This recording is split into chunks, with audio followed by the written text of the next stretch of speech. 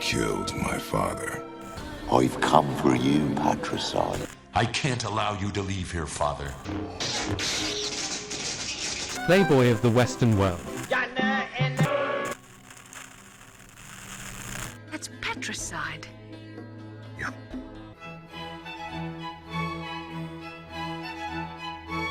Patricide stories, incels. Before arriving at Patricide, it's necessary to acknowledge the systemic patriarchy that influences the stories we read and the stories we tell. The reason why we are choosing to focus on Patricide and not any of these is that most cultures have historically placed disproportionate significance in the role of the father as the figure that holds power in the microsystem of the family. Patricide, the deliberate killing of one's father, is a recurring motif that can be interpreted beyond just its face value of taboo. I mean, killing one's own parent is pretty fucked up, and we spot doctrine and law across cultures that identifies patricide as one of the worst crimes a person can commit. But what does patricide mean as a storytelling tool? The term patricide in storytelling is most commonly connected with Sophocles' Oedipus Rex.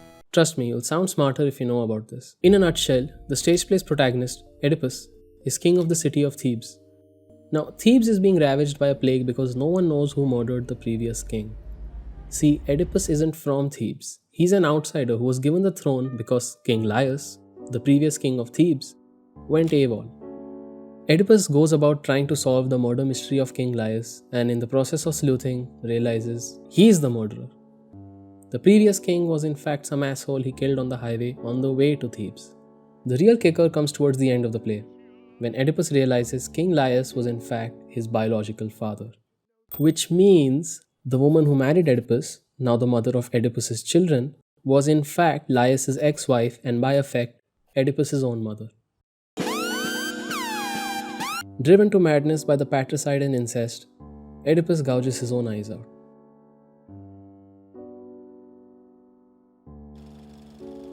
Some 2500 years after this play was written, a neurologist named Sigmund Freud based his entire theory of psychoanalysis around something called the Oedipus complex, an inherent unconscious desire of young boys to want to be their mother's mate and carry a certain disdain for their father. Yes, this is absolutely 100% buttfuck insane and is now considered not very scientific. But it's one of those things that could make sense if you don't think about it too much. Also, this theory right here is the basis for a lot of literature about the nature of patricide in storytelling.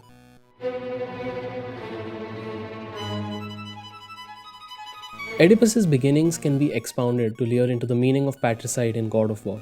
Now, Laius and Jocasta yearn for an heir, but the Oracle of Delphi prophesies that any child born to Laius would kill him. So of course, King Laius, the crazy fuck, has his newborn son's ankles pierced and then abandons the poor kid on a mountain. You may recognize this as a very common premise in patricidal myths across cultures. Child is prophesied to kill a patriarch. Child must be killed. Child does not die and fulfills the prophecy by killing the patriarch. The God of War series focuses on a Spartan by the name of Kratos. In 2005's God of War, Kratos seeks revenge against the God of War, Ares. Kratos sold his soul to the god in exchange for power. However, Kratos was bamboozled by Ares and tricked into killing his own wife and daughter. Haunted by his fucked up actions, Kratos performs some more fucked up actions in order to extract revenge. At the end of the story, Kratos kills Ares and is given the title of the new God of War. God of War 2 and God of War 3 follow Kratos as he wages war against Olympus. It is revealed that Kratos is in fact a son of Zeus. With a little help from Athena, Kratos systematically dismembers his entire family before finally killing his own father.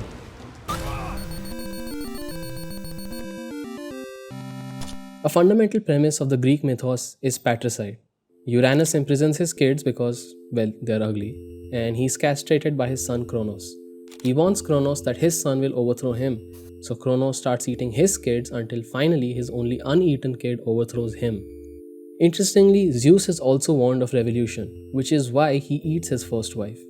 Zeus's intentions, like Kronos and Uranus before him, is to maintain a status quo, to retain power and build upon the foundations of what he's been building his entire life. Even in the God of War, Zeus's end goal is to remove all threats from his role as king of gods. Not exactly the most noble of intentions, but not necessarily evil either. He just doesn't want to step off the throne to an empire he believes is thriving because of him. He brought this to himself. Because of fear, Kratos. A fear felt by his father, Kronos. A fear that wrought the Great War. A fear that drove Zeus to kill you. In a previous video, we had discussed the thematic elements of God of War, much of which had to do with the idea of hubris. In the pattern of Aeschylean tragedy, Richard Caldwell points out that hubris is indeed a sin against the gods, but as both Aeschylus and his contemporary Xenophanes perceived, and as Freud carefully analyzed, gods are made by men and of men. Kratos sins against the official gods, but in his role as a son, he sins against the god in his own family, his father. The cycle ends here. Patricide here is a tool to propose a fait accompli, an inevitable outcome. And if you put on your philosophical hat for a second, the only inevitable outcome in life is death. The bigger idea to patricide is mortality. Everything must come to an end.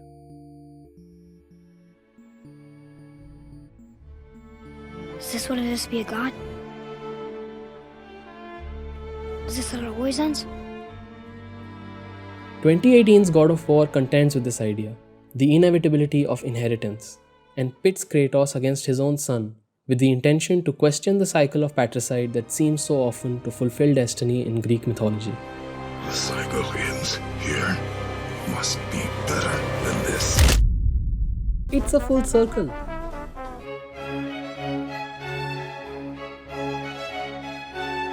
Yes, teen angst is another reason why patricide makes for a relatable storytelling tool. You can't raise a child and not expect to fight the little shit, as you might have fought those who raised you.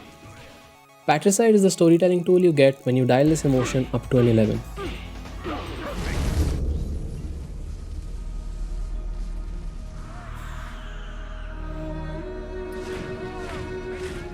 Assassin's Creed 3 is set in the midst of the American Revolution. As Haytham Kenway, you play as the Grand Master of the Templar Order, in support of the Crown's right to dominion. As his son, Connor, you play as an assassin, and naturally you're fighting in the cause of liberty and democracy. Fundamentally, these two ideas cannot realize existence together, which is why, although Connor works with Haytham now and again, the two have to come to blows. Brave words from a man about to die. This is why the Templars will never be destroyed.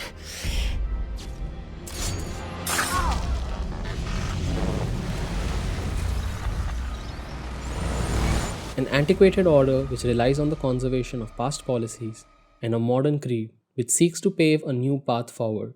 Here, the conflict between two distinct ideologies is presented in the form of conflict between father and son. I should have killed you long ago.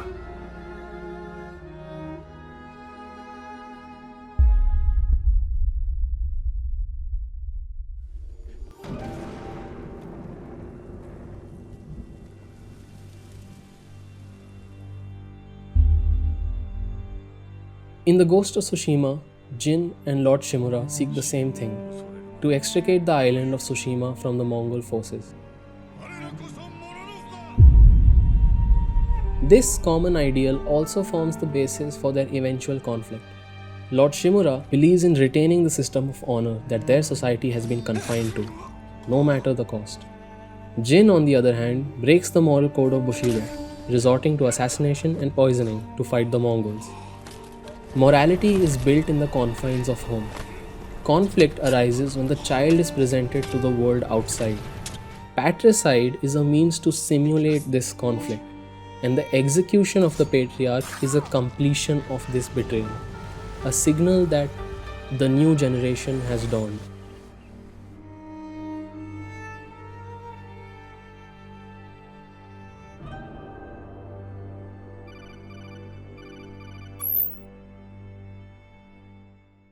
Hindu mythology is fascinatingly absent of many mentions, if any, of patricide.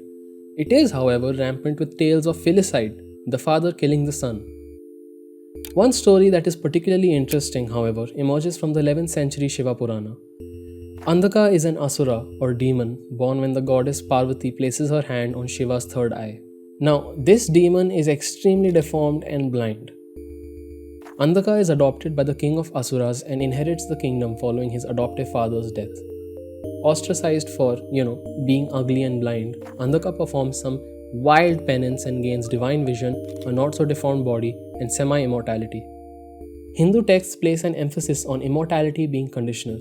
Andhaka's condition is that he'll only die if he starts lusting after his own mother. Because what kind of sick fuck would do that? Considering these Oedipal undertones, I'm sure you can guess what happens. At the end of the story, Shiva impales his own son with his trident, but forgives him for his trespasses. Now, the intent of patricide in this story is something which I find interesting. Andhaka seeks to kill his own father to gain favor of his mother, but an underlying notion lies in his desire to kill his past, to kill his own deformed self by killing his father. What I hate more than anything else in the world is my own past. I didn't want you or anyone to know about it. Now I know why I was chosen for this mission.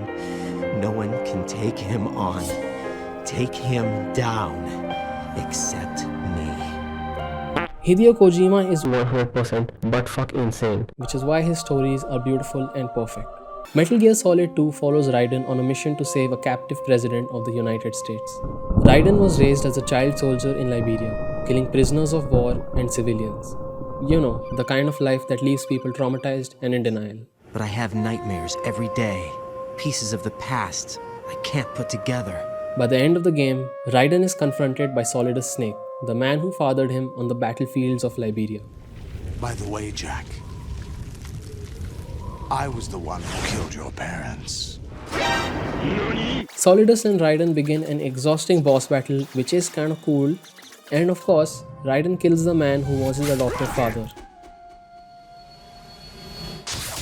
killing in effect the past that haunted him. Our pasts are heavily tied to our families and to our patriarchs. In this method of using patricide as a storytelling tool, to kill one's patriarch is to kill the bond that ties one to their past. The idea of killing a parent is, of course, awful. I mean, I sure as shit am not condoning it, but as a storytelling tool, patricide reveals our greatest fears. The fear for a loss of social structure, a fear of death, a fear of being upended, of losing social capital. Of course, I'm sure you'll find more meaning to the use of patricide in stories. Hopefully you've learned something from this video and will use it to write better pieces of trash. Do not kill anyone. This video doesn't exist to provide good reasoning for homicide of any kind. Like and subscribe to offer external validation.